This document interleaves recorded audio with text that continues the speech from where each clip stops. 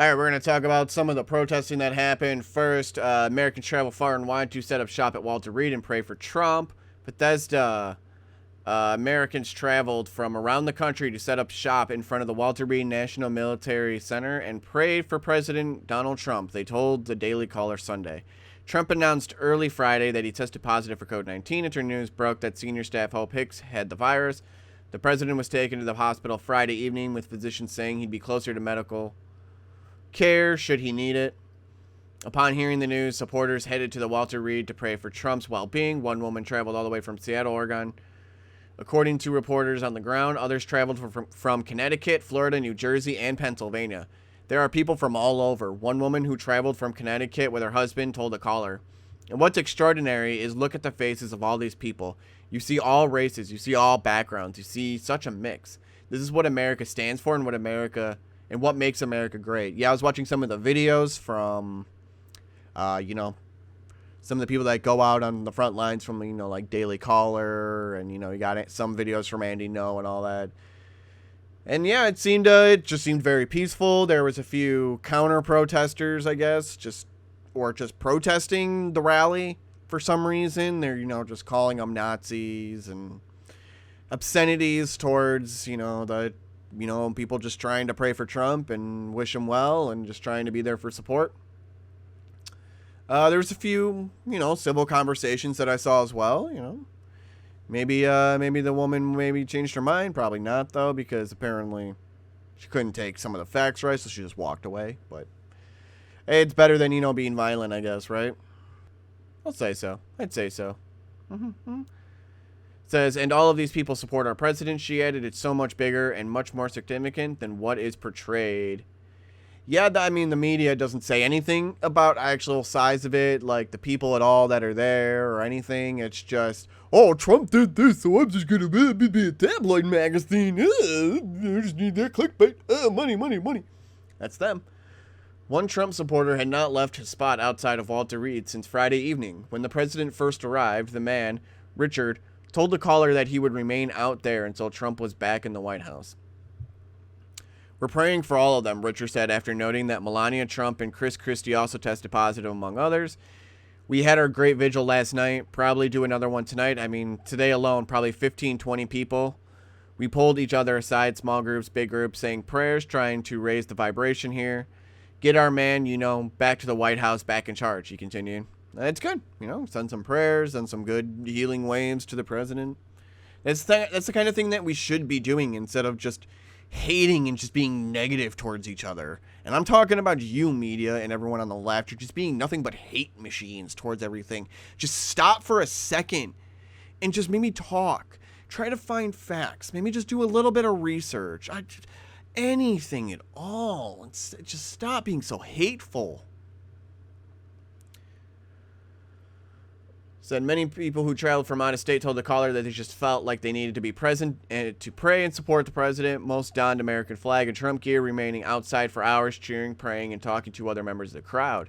Trump paid a surprise visit in his motorcade to supporters outside of the hospital Sunday evening, prompting loud cheers from the crowd. His visit sparked backlash from many media personalities who accused Trump of putting agents in the car with him at risk of getting COVID-19. Yeah, and they won't stop. It's like whiny little babies who just, it's so annoying. Like I said, they're nothing more than tabloid magazines at this point.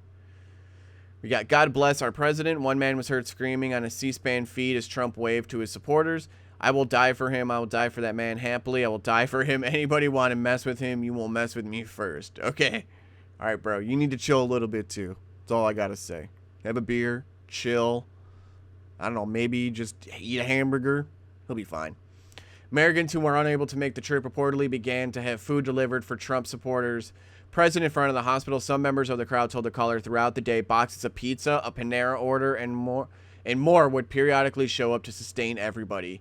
That's genuine, like, heartwarming, like just good-natured stuff that's happening. People willing just to give them food, be like, yeah, hey, you guys are out there, you're supporting, here's some food, keep it going. We love what you're doing. Like, it's all friendly. It all seems to be heartwarming. And then you look at the other side, and then it's just like, Oh, how many buildings burned down yesterday? Oh, 3 blocks worth? Oh. Millions in damages? Oh. Like, it's so, it just becomes so sad to see the left. And all they want to do is burn and hate on everything. We got from Breitbart, Watch Live, Trump rally continues at Walter Reed after President pays a surprise visit. Yeah, they showed up, and, more people then started showing up, so there's literally like hundreds of people there during the day, probably a little bit less at night, obviously. People usually tend to go home. So I'm sure, yeah, there's going to end up being hundreds of people there until he's done. Maybe they'll show up then at the White House to support him, because I believe the talk is that he'll just end up going to the White House to continue, quarantining himself and just make sure he's fine. The thing is that he just wants to work. Apparently he keeps working inside the hospital, and, they're just going to probably end up moving him to the White House where he can do, work a little bit easier. We got from the Daily Mail then. Protesters marched outside of Jeff Bezos' $165 million Beverly Hills mansion to demand the Amazon billionaire pay more taxes and take responsibility for the 20,000 workers who have tested positive for COVID. Protesters marched to Amazon CEO Jeff Bezos' $165 million mansion in Beverly Hills, California on Sunday. The event was organized by the Congress and essential workers and joined by a number of environmental activist groups. Yeah, I guess karma is a B, because, you wanted to push all of this. You wanted to push all this stuff onto your website on Amazon. You put up all those books about how to be anti-racist, or in self-defense of looting and white fragility, and you put all that stuff in the forefront, and eventually they're going to come for you, Bezos. They're going to come for you because they realize how much money you have, and all they want is that money. That's all they want. So they're going to come for you, Bezos. And you know what? It's also going to end up being Trump supporters coming for you too, because they're going to be. I think a lot of people are just going to be done with social media, with the tech giants, and yeah, as soon as the media stops, it's not the fact that they're not going to stop their propaganda, the media. It's that enough people need to wake up enough and just stop listening to them, stop believing absolutely everything, do research, and try to figure out the truth. That's all it really is. And once they learn the truth, well, I think enough people will end up getting angry enough to, rise up and actually demand real serious change. Because, man, you guys aren't doing much here. All you're doing is just complaining to a rich guy because he's rich. That's all you're doing. You're too rich, so you need to pay more. So can I have money? Okay. Anyways, we also got from Daily Mail, Trump supporter 44 is arrested for sucker punching a protester and breaking his tooth for playing the rap song F Donald Trump during a MAGA rally. Yeah, it's gonna happen eventually. Dude, don't punch people. That's all I gotta say. Trump supporters, if you want to keep looking good, don't cause physical violence to the left. The left is going to antagonize you at any chance they get. And if you end up caving in, then they're going to use it against you. I'm surprised this isn't, mainstream. I've only seen it from, maybe one or two sources. So, probably because it wasn't super serious. He just punched him and that was it. Yeah, man, all I got to say is just don't be violent. Trump supporters, don't be violent at your rallies, and they can't use anything against you. Then everyone will see that you're just non-violent, and they'll go to your side. People don't want to be violent. Some will. But we need to stop them. Because otherwise, they're going to cause $2.5 billion damage, more worth of damage, if we allow it.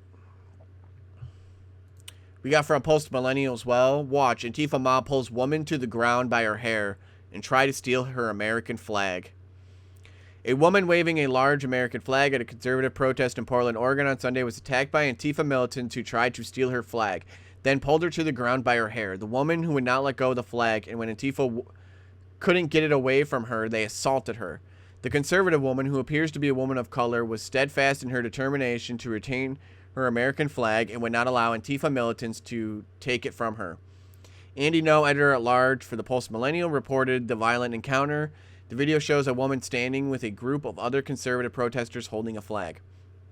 Yeah, basically this, I guess, an Antifa militant. Basically just a white guy in all black, trying to act tough. Trying to basically just assault a woman because their men are super tough. They can't take on the actual men on the right side because they realize that they're all big and burly and probably carrying, so they're not going to mess with them. So they're gonna go and attack the weaker women first, because that's what they do. They play super dirty. Says a man walked up to her and grabs her flag, but she wouldn't release her grip, and he dragged her a few feet away, where more of his affiliated counter-protesters were. A second man joined in and snagged the flag. One of them grabs her hair and drags her to the ground as she cries out. Yeah, just pulls all of her hair and just rips her down. It was pretty fierce. Those she was with rush in to free her, and she gets away. A man on screen could be heard to say, "Are you serious right now?" Members of the two sides clashed after the woman was able to get away. Screaming and yelling from both sides soon followed, accompanied by a number of cars honking as they passed. Members of law enforcement did not appear to be anywhere in sight. Portland has been the site of ongoing rioting and protests since late May. Neither Mayor Ted Wheeler nor Oregonian Governor Kate Brown have taken charge of the city, but have instead allowed riots to continue unabated. Many of those arrested at riots are instantly released back into the community. Both Wheeler and Brown have rejected offers of federal help, despite their inability to contain the violence. Yeah, they can't contain the violence. They're allowing these people to be rampant and just allow American citizens, just attack American citizens. They're allowing that to happen. And then when they get busted and they get charged, oh no, never mind, you're released, you're fine. It was just simple horseplay. I don't know. Yeah, I hate these governors and these mayors. You guys need to vote them out. That's all I gotta say. You need to vote them out now, because they're doing nothing for you.